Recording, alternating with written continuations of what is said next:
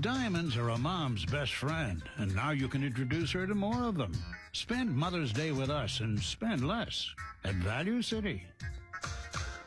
Friday and Saturday, it's Moonlight Madness at Value City with thousands of mind-blowing savings in every department. Featuring part of a $5 million buyout. Men's short sleeve fancy sport shirts, not $28, only $7.99. Famous Maker spring sport coats, not $60, only $19.99. And your choice of men's Famous Maker knit shirts or putter pens, not $16 to $20, they're only $5.99. Shop Friday till 11, all day Saturday. The Moonlight Madness sale at all Value City department stores. In the world of department stores, things are no longer like they used to be. Some stores are thriving. Business has never been better.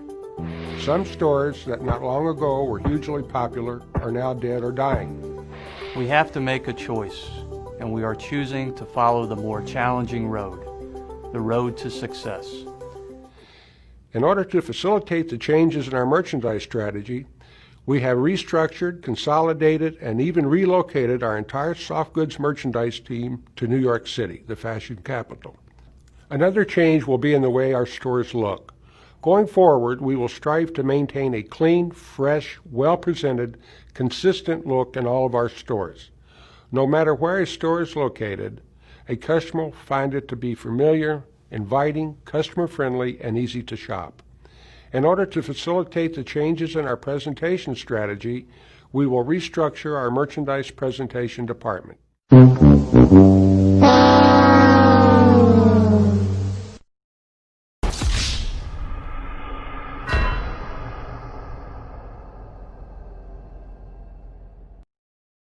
Nope.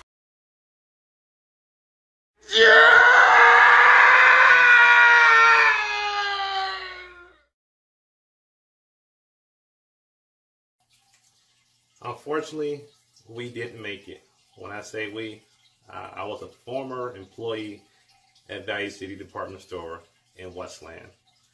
As the gentleman said, they choose the road to success, but Value City didn't make it. Value City was a casualty of the 08-09 recession. And Value City Department Store was a discount merchandise supplier with 113 locations throughout the Midwest. It was centered out of Columbus, Ohio. It was started by the Scotch and Steen family.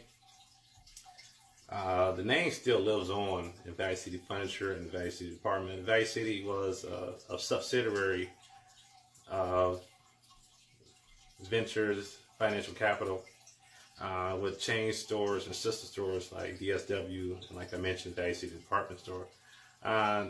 The Value City name can still be found at the Ohio State Buckeyes basketball arena.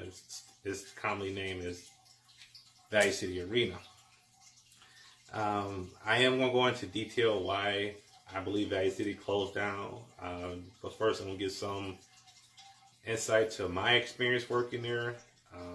I was 16 years old when I started. I worked there from December, I don't remember the exact date, I know December of 2002, until the store's closure on December 23rd, 2008. And today is the 10-year anniversary of the store closing. And I kind of felt a need to make this video in a way, because Value City, even though it wasn't the best paying job, but to a 16-year-old young adult, it was something. $7 starting off with, and I had averaged about $100 a week take home by check, which was fucking awesome being in high school, because high school with money, like I was a man, I basically gained independence working there. Unfortunately, I didn't evolve past that point. I stayed longer than I should, but looking back on it, I enjoyed being there. It was fun. I met a lot of interesting people working there. I still know a lot of them to this day. I got a better understanding how retail works working there, and I kind of wouldn't want to go back.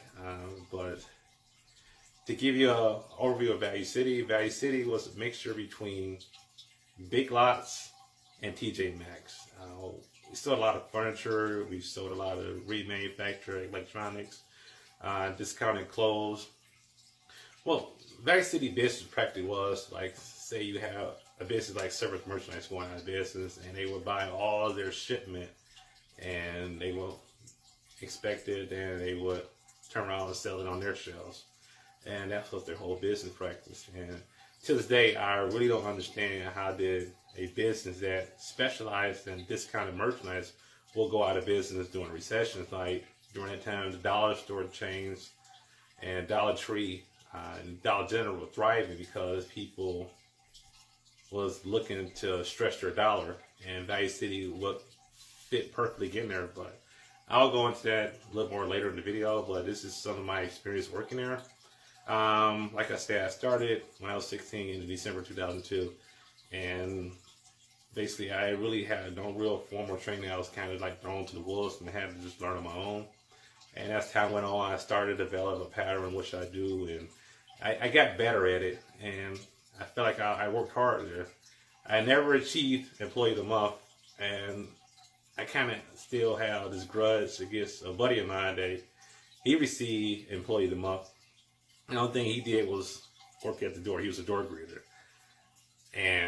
But looking back on it, I had two supervisors who really didn't like me so much, so I kind of felt that was the reason why I never got it. But oh well, that's water underneath the bridge, and it's nothing to dwell on, but probably do got a little suppressed memory about that, so I need to go get help about that. Anyway, so the first couple years were interesting to me. I remember one particular instance. This is right around the time where 50 Cent was big, and the Get Rich or Die Trying album when it came out, and I used to have to go get cards. So what I would do, I'll clock in at 5 o'clock because child labor laws. I'll go outside and I'll be out there for an hour just listening to Get Rich or Die Trying, the whole album. This is a time before iPods, so I had a CD player. So when the batteries ran out, that's when I went back inside. Valley City, didn't always have the best customers. I had a lot of run-in with the customer because what I started to realize about people as I got older and learned more and more how advertising works. Like they always get that small print, and people don't always look at that. They look over it. Like you come in the store and they expect certain merchandise to be there, which I expected too, but every store doesn't get the shipment, and the brochures or the catalogs will tell you that, but people don't overlook that. They just weren't the store they expected to be there. I remember one time we were supposed to have these comforters, and they were retail at $19.99, and it was all different sizes, and we didn't get enough shipment in, and it was a mob of customers. It was getting loud and just getting angry, so the management came in and it was giving them $100 comforters that were regular $150, and they had to mark them down and just to please the customer. Like, oh my goodness, and I was disgusted with that. However, another thing we had a problem with was theft, internal and external. We had a lot of employee theft. We had a lot of customer theft, and it was like they were working against each other who can do the best. And now I went to the customers because there was so many more of them coming in and stealing. Like a lot of times people would get socks and stuff, and they would rip the bag open and then take what they want and throw everything to the side. Or one particular incident I remember, the shoe department. Someone took their old shoes off, put them in the box, and took the new ones out and walked right out the door. And that kind of contributed to Valley City's downfall, because one year we did an audit, and the store only made $21,000 in profit.